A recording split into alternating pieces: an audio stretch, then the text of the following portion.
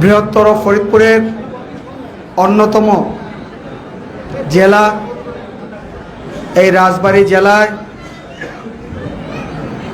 আজ ইউনিয়ন প্রতিনিধি সম্মেলনের শুরুতেই জাকের পার্টির মহান প্রতিষ্ঠাতা বিশ্ব ওলি হজরত মাওলানা শাহ সফি খাজা ফরিদপুরি রহমতুল্লাহ আলাইহি সাহেবের প্রতি গভীর শ্রদ্ধা নিবেদন করছি। প্রিয় সাংবাদিক ভাইয়েরা, আজ যে কর্মসূচি তার ছোট্ট একটি ধারণা আপনাদের দেওয়ার চেষ্টা করব।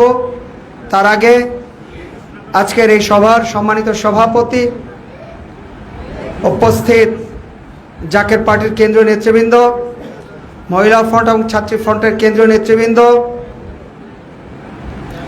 রাজবাড়ী জেলা জাকের পার্টির নেতৃবৃন্দ, আমার সামনে উপবিষ্ট রাজবাড়ী জেলার আওতাধীন উপজেলা, পৌরসভা এবং ইউনিয়ন প্রতিনিধিবৃন্দ, সহযোগী সংগঠন সমূহের নেতৃবৃন্দ, মহিলা ফ্রন্ট এবং ছাত্রী ফ্রন্টের বিভিন্ন স্তরের নেতৃবৃন্দ এবং রাজনৈতিকভাবে অগ্রসর রাজবাড়ী জেলার সর্বস্তরের সম্মানিত নাগরিকবৃন্দ, আসসালামু আলাইকুম ওয়া রাহমাতুল্লাহি ওয়া বারাকাতুহু।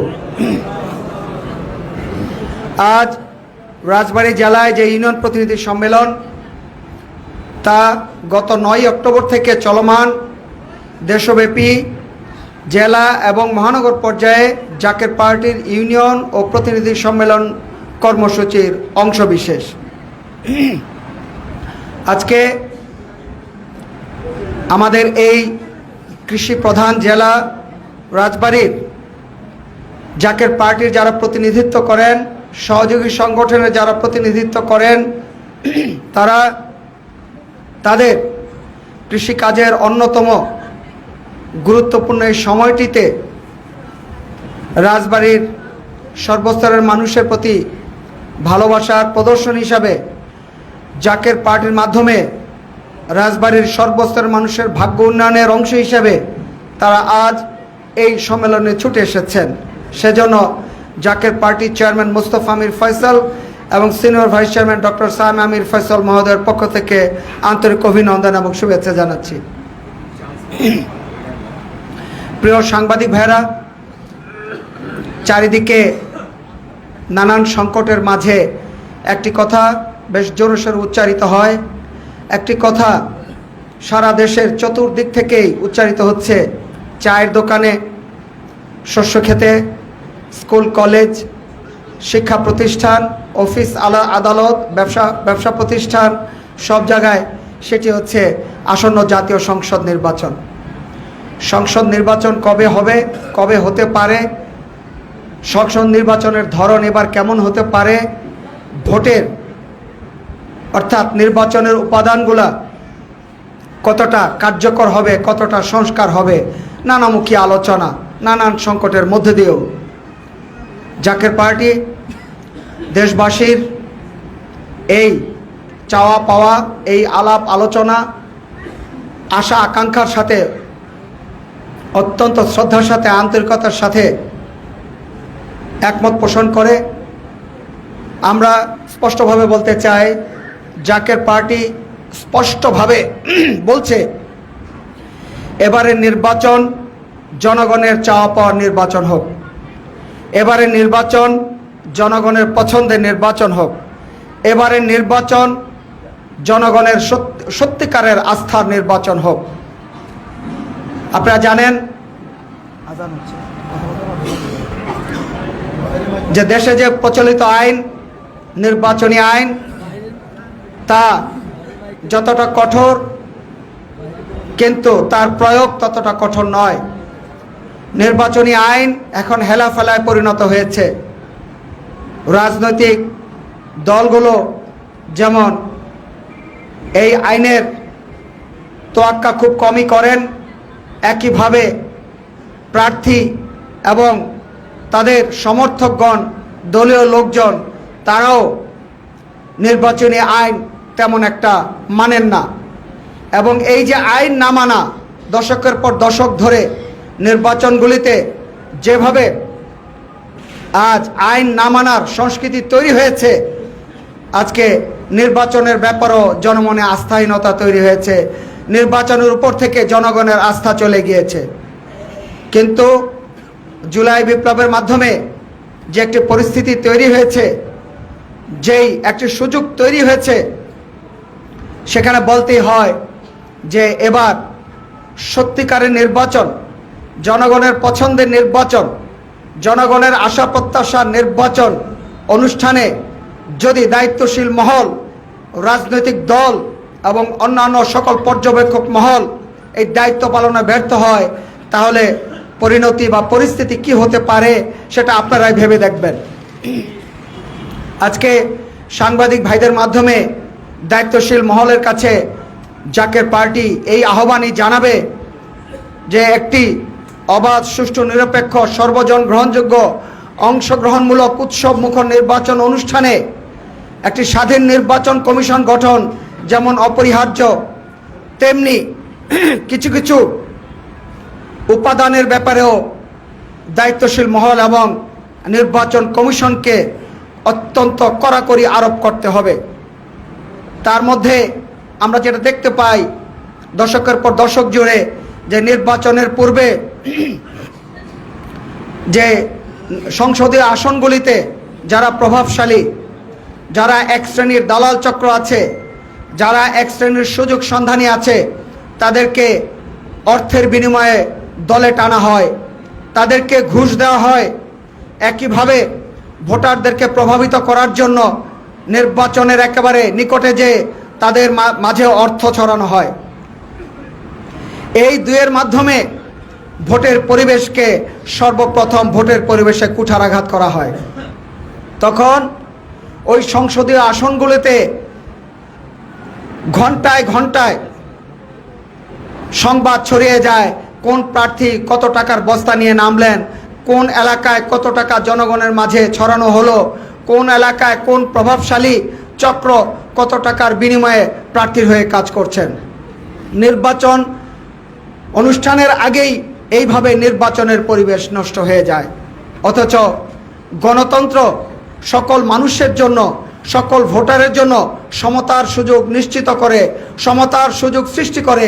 কিন্তু বিদ্যমান দিনের পর দিন, বছরের পর বছর, নির্বাচনের পর নির্বাচনগুলিতে এইভাবে অর্থের বিনিময়ে, ঘুষের মাধ্যমে, অর্থের জোরে ভোটার, প্রভাবশালী চক্র, দালাল চক্র, গুন্ডা পান্ডা সকলকে কিনে নিয়ে ভোটের পরিবেশ ক্ষুণ্ণ করা হয়।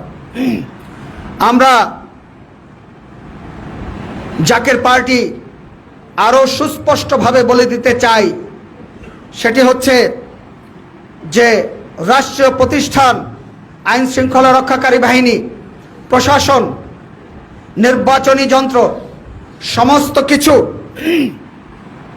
তাদেরকে যখন যে সরকার ক্ষমতায় থাকে তাদেরকে ঢালাওভাবে ব্যবহার করা হয়। অত্যন্ত তিক্ত অভিজ্ঞতা, শুধু তিক্ত অভিজ্ঞতা বললে অত্যুক্তি হবে, কম করে বলা হবে। এই অব্যবস্থার কারণে আজ জাতি হিসাবে আমরা এই অবস্থায় উপনীত হয়েছি। আর যেন কোনো ধরনের অস্থিতিশীলতা তৈরির সুযোগ না হয়, রাগ, বিরাগ, ক্ষোভ, হতাশা, বঞ্চনার যেই আগুন, তা যেন দেশকে আর গ্রাস না করে, সেজন্য রাষ্ট্রের যে সকল প্রতিষ্ঠান আছে, আইন শৃঙ্খলা রক্ষাকারী বাহিনী, প্রশাসন, নির্বাচন অনুষ্ঠানে যে সকল কর্মকর্তাবৃন্দ থাকবেন এবং সংশ্লিষ্ট প্রতিষ্ঠানসমূহ, তাদেরকে অরাজনৈতিককরণ করতে হবে। তাদেরকে সম্পূর্ণভাবে রাষ্ট্রের আওতামুক্ত রাখতে হবে। তৃতীয়ত, আমরা একটা জিনিস দেখি, উন্নত দেশগুলিতে রাজনৈতিক দলগুলো যেইভাবে তাদের ডোনেশন বা চাঁদা আদায় করে, বাংলাদেশের পরিস্থিতি সম্পূর্ণ ভিন্ন। উন্নত দেশগুলিতে ডোনাররা, দাতারা যেইভাবে তাদের পছন্দের দলকে অর্থায়ন করে, বাংলাদেশের চিত্র অত্যন্ত অত্যন্ত দুঃখজনক এবং হতাশাজনক। বাংলাদেশে বড় বড় রাজনৈতিক দলগুলিকে এক শ্রেণীর ব্যবসায়ী মহল নির্বাচনের আগে এমনভাবে অর্থ প্রদান করে যার কোনো হিসাব থাকে না। কিন্তু নির্বাচনে ওই দল বিজয়ী হলে বা নির্বাচনে ওই প্রার্থী বিজয়ী হলে তারা তার কাছে যে ধর্ণা ধরে যত টাকা বিনিয়োগ করেছিল তার চাইতে কয়েক গুণ টাকা, কয়েক শত গুণ টাকা তারা কামাই করে নিয়ে যায়। বাংলাদেশের গতানুগতিক নির্বাচনী ব্যবস্থায় আজ এই অনিয়ম ভয়াবহ বিস্ফোরণ হয়ে দাঁড়িয়েছে। তারই বিস্ফোরণ হয়েছে মহান জুলাই বিপ্লবে।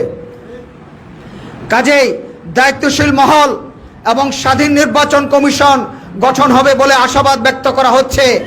জাকের পার্টির আহ্বান থাকবে অত্যন্ত গুরুত্বপূর্ণ এবং স্পর্শকাতর এই জায়গাটিতে অবশ্যই অবশ্যই কঠোর আইন প্রয়োগ করতে হবে। এবং আমরা ঢালাওভাবে কোনো দলের বিরুদ্ধে অভিযোগ করছি না, কিন্তু যে ব্যবস্থা সামগ্রিকভাবে দেশের রাজনীতিকে কলুষিত করছে, জনগণের মাঝে প্রবল হতাশা তৈরি করেছে, নির্বাচনী ব্যবস্থার উপরে অবিশ্বাস, সন্দেহ এবং আস্থাহীনতা তৈরি করেছে, এই অবস্থার অবশ্যই অবশ্যই ব্যবস্থা নিতে হবে, এর প্রতিকার করতে হবে। জনগণের আস্থা যাতে ফিরে আসে সেই ব্যবস্থা অবশ্যই গ্রহণ করতে হবে, যাতে করে কোনোভাবেই এক শ্রেণীর ব্যবসায়ীদের হাতে আমাদের রাজনৈতিক ব্যবস্থা, আমাদের নির্বাচনী ব্যবস্থা, সংসদে নমিনেশন দেওয়ার সিস্টেম এবং রাজনৈতিক দলগুলির নমিনেশন প্রক্রিয়া, ভোটে অংশগ্রহণ প্রক্রিয়া যাতে কোনোভাবেই তার উপরে কালো আঁচড় না পড়ে, কালো ছায়া না পড়ে।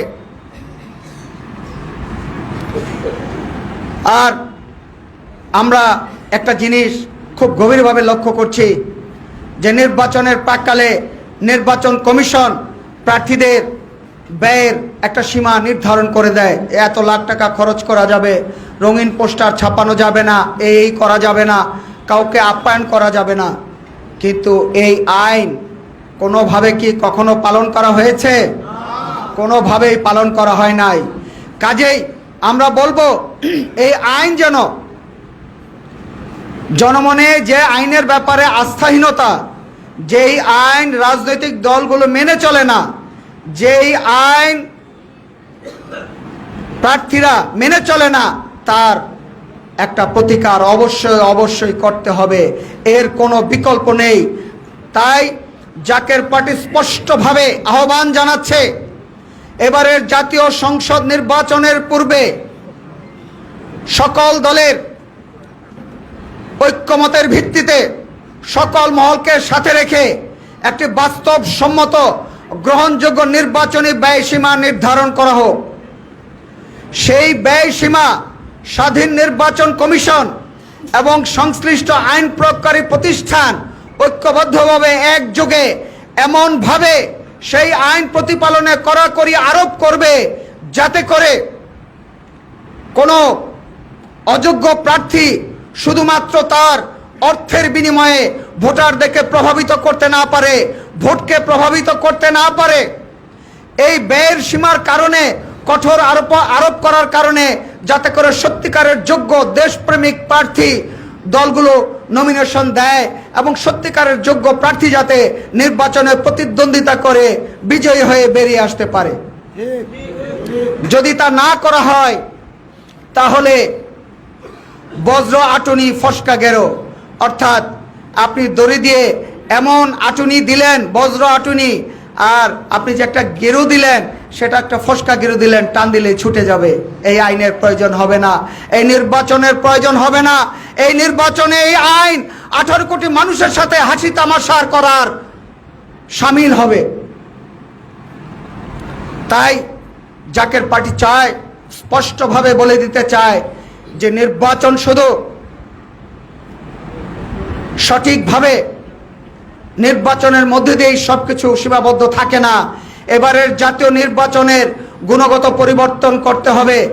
এবারের জাতীয় সংসদ নির্বাচনে রাজনৈতিক দলগুলিকে তাদের প্রার্থী মনোনয়ন দানের যে প্রক্রিয়া রয়েছে, গতানুগতিক প্রচলিত প্রক্রিয়া, সেখানে গুণগত পরিবর্তন আনতে হবে। যেভাবে যেই প্রক্রিয়ায় প্রার্থী বাছাই করা হয় সেই জায়গাটাতে গুণগত পরিবর্তন আনতে হবে।